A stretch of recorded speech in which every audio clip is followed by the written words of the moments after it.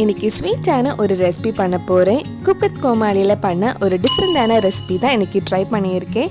இந்த டேஸ்டியான பன்னீர் ஃப்ளவர் ரப்டி எப்படி செய்கிறதுன்னு இந்த வீடியோவில் பார்க்கலாம்.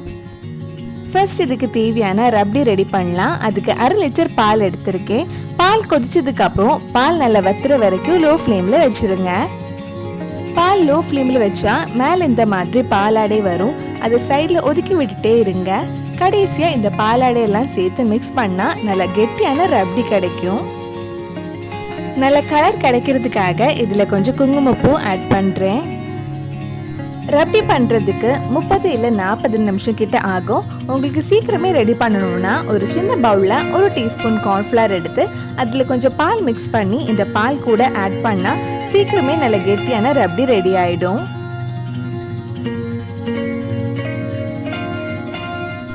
கார்ன்ஃப்ளவர் ஆட் பண்ண உடனே மிக்ஸ் பண்ணிகிட்டே இருங்க.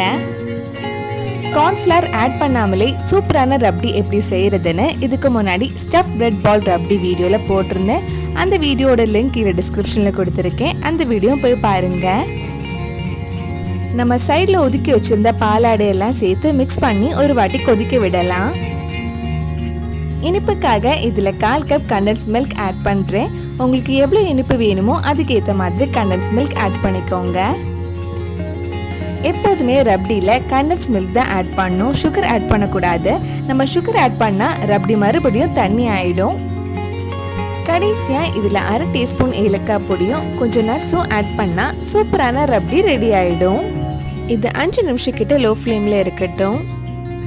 அடுத்தது பன்னீர் ஃப்ளவர் ரெடி பண்ணலாம். அதுக்கு ஒரு மிக்ஸி ஜாரில் 50 கிராம் பன்னீர் எடுத்திருக்கேன்.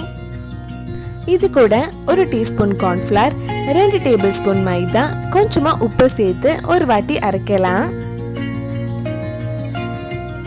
ஒரு வாட்டி அரைச்சதுக்கு அப்புறம் இதில் 2 டேபிள் ஸ்பூன் பால் ஊற்றி அரைக்க போகிறேன். மாவு ரொம்ப தண்ணியாக இருக்கக்கூடாது, ஒரு க்ரீமி கன்சிஸ்டன்சியில் தான் இருக்கணும். அப்போ தான் பன்னீர் ஃப்ளவர் ரெடி பண்ண முடியும். இந்த ஒரு கன்சிஸ்டன்சியில் மாவு ரெடி பண்ணிக்கோங்க. இப்போ இது ஒரு பைப்பிங் பேக்கு மாற்ற போகிறேன்.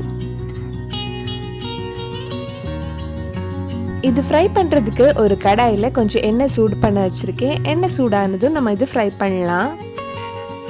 பைப்பிங் பேக்குள்ளே ஒரு நோசில் வச்சுருக்கேன். எண்ணெய் சூடானதும் மெதுவாக இந்த மாதிரி ஃப்ளவர் ஷேப்பில் ரெடி பண்ணலாம். கடைசியாக ஒரு சிசர்ஸ் வச்சு கட் பண்ணிக்கோங்க. இது கோல்டன் கலர் வர வரைக்கும் மெதுவாக லோ டு மீடியம் ஃப்ளேமில் ஃப்ரை பண்ணி எடுக்கலாம்.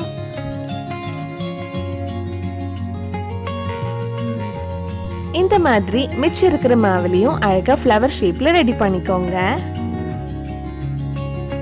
நம்ம சேனலில் இதுக்கு முன்னாடி நிறைய குக் வித் கோமாளி ரெசிபிஸ் பண்ணியிருக்கேன். அந்த வீடியோஸ் எல்லாம் உங்களுக்கு பார்க்கணுன்னா அதோட லிங்க் கீழே டிஸ்கிரிப்ஷனில் கொடுத்துருக்கேன். மறக்காமல் அந்த ரெசிபிஸும் போய் பாருங்கள்.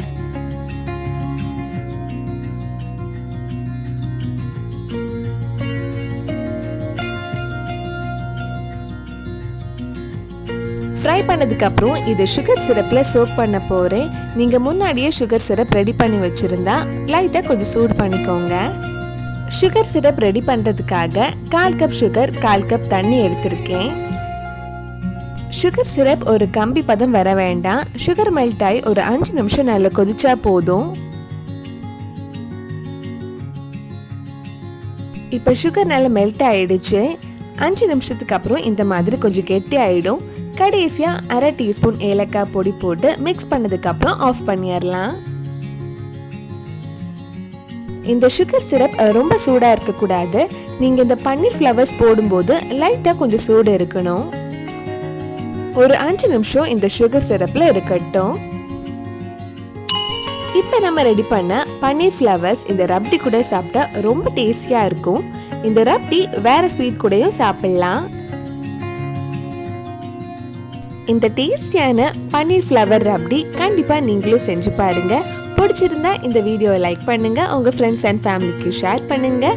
வேறு என்னெல்லாம் குக் வித் கோமாளி ரெசிபி நம்ம சேனலில் ட்ரை பண்ணலான்னு கீழே கமெண்ட் பாக்ஸில் சொல்லுங்கள். நீங்கள் இன்னும் என்னோட சேனலை சப்ஸ்கிரைப் பண்ணலைன்னா மறக்காமல் சேனலையும் சப்ஸ்கிரைப் பண்ணுங்கள்.